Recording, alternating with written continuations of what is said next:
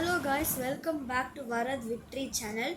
இன்றைக்கி நான் வந்து உங்களுக்கு மெகா ஆக்ஷன் என்ன நடந்துச்சு, எந்த பிளேயர்ஸ் எந்த டீமில் இருக்காங்கன்னு தான் சொல்ல போகிறேன். லாஸ்ட்டாக வந்து எந்த டீம் பவராக இருக்குது, வீக்குன்னா நான் அப்படியே லைக் நெகட்டிவாக சொல்ல மாட்டேன், ஓகே வரலாம் அந்த மாதிரி சொல்கிறேன்.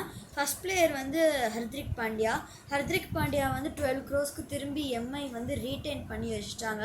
எம்எஸ் தோனி திரும்பி ரீட்டைன் பண்ணி வச்சுட்டாங்க. ஆனால் கடைசியில் கேஎல் ராகுல் எல்எஸ்டிலேருந்து வெளில ரீட்டைன் பண்ணாமல் ஆப்ஷனில் விட்டுட்டாங்க.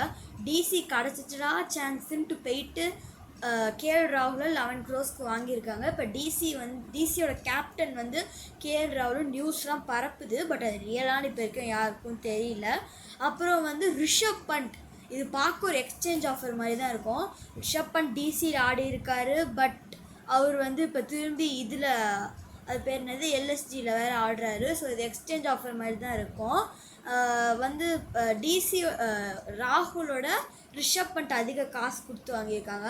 அப்புறம் வந்து ஆப்கானிஸ்தானில் வந்து இருக்கிறதே 2 ஸ்பின் பவுலர்ஸ் தான் செமையாக போடுவாங்க.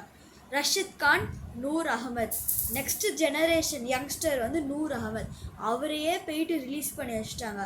இது கிடச்சா சான்ஸுன்னு பார்த்து சிஎஸ்கே வாங்கி விட்டுட்டாங்க. இதை நான் பெரிய வீடியோவாக இன்னும் நான் போட்டிருக்கேன், அதை போயிட்டு பார்த்து இன்னும் நிறைய ஃபேக்ட்ஸ் தெரிஞ்சுக்கோங்க. பாய், see you from until the வரத் victory channel. see you tomorrow.